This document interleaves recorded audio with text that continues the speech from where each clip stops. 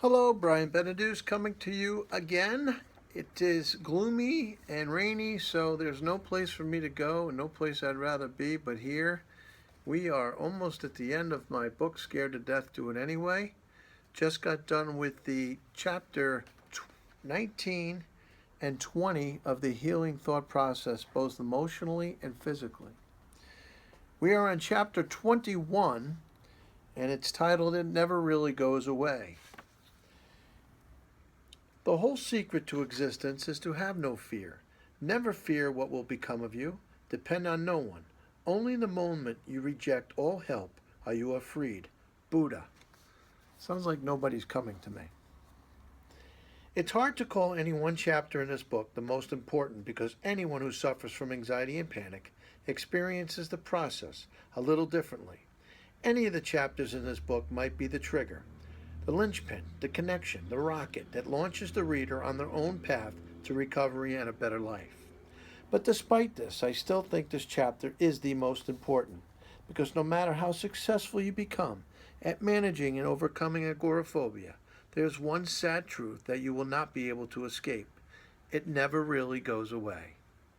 I am reminded of a song by Nickelback, Feeling Way Too Damn Good. I play the drums as a hobby, and I've listened to thousands of songs. Most of the time, the lyrics escape me as I focus on the drummer, working out the beat in the background. But sometimes the lyrics stick and offer me real meaning. I feel like I'm constantly dreaming because something's got to go wrong, because I'm feeling way too damn good. We have a summer home on Cape Cod and are able to spend a good deal of time there as a family. Of all the places I've been fortunate enough to visit, I think the Cape has to be my favorite. There is something about driving over that Sagamore Bridge and merging onto the Mid-Cape Highway that speaks to me of escaping a paradise. It's hard for me to convey the feeling of peace and contentment that I experience. Several months ago, something strange happened. We had decided to go to the Cape for a long weekend as a family. So as I always do, I set out on a Thursday afternoon alone to get the house ready, which is essentially turn on the air conditioning system, uncover the yard furniture, and stock up the fridge with beer.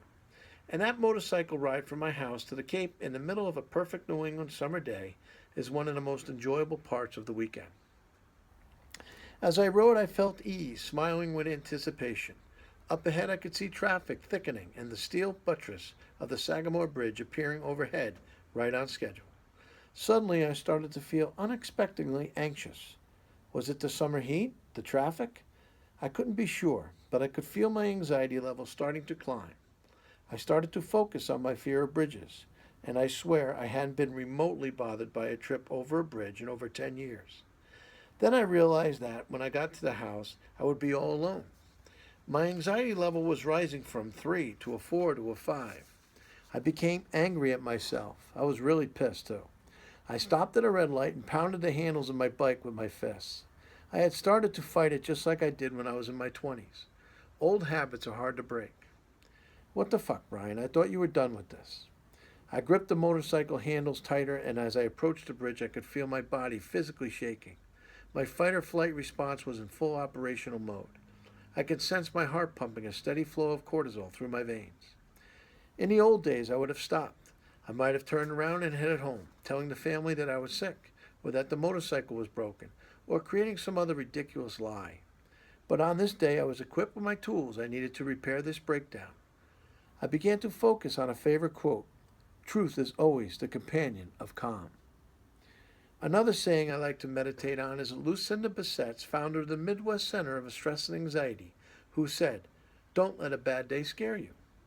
Yes, even after all these years, all these attacks, all these lies, and all this self-realization, I still have to pull out my toolbox on a bad day. I've learned that having a toolbox ready at all times, wherever I go, as I never know when the thing will elect to once again rear its ugly head. I have learned to harness the power of my subconscious mind, which is far more powerful than you think, to engage my healing thought process. In less than 3 minutes, my anxiety level dropped from 5 to a 3 to a 2. I began to realize I was the victim again of my own bad thoughts. There had been some problems the day before at work, and I had stayed up far too late the night before at a party. So I was working on 2 to 3 hours sleep at best, and had been pounding the caffeine that morning.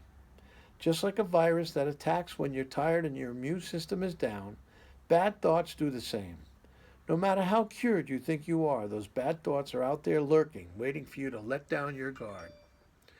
So I turned the bad thought process into a good thought process. I said to myself, this is only anxiety. I won't die from this. I've been over this bridge 100 times. I prepared to act as if.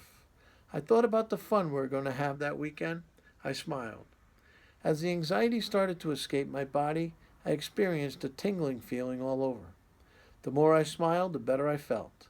My fingers loosened their grip on the handlebars, and I said aloud, it was only anxiety. I was relieved that evening, and my toolbox was there to help me. The biggest step is recognizing that it's only anxiety, nothing more. Years ago, I would have followed the realization with, yeah, but. And now today, the thought doesn't cross my mind because I know the tools are there. And like the old screwdriver you might not need for years, my confidence rises just knowing I can rattle around in there and pull it out whenever I need it. The whole experience only lasted 3 or 4 minutes. In the old days, it might have lasted hours. As I moved ahead to finish the remaining 24 miles of my journey on the mid-Cape to the house, traffic eased and the temperature dipped to a perfect 78 degrees. In just 2 miles, I was happy and normal again. Anxiety and panic will never go away from me completely. I will experience it for the rest of my life, and that's okay. Acceptance. It is the final and probably the most important means that keeps all the other tools within the healing thought process together, safe inside, and ready to use. Many members of my family, as well as several good friends, were expected to be visiting that weekend.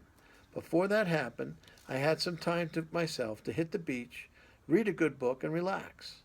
And no matter what happens that weekend, or what may occur the rest of my life, my dependable toolbox will be right there wherever I go.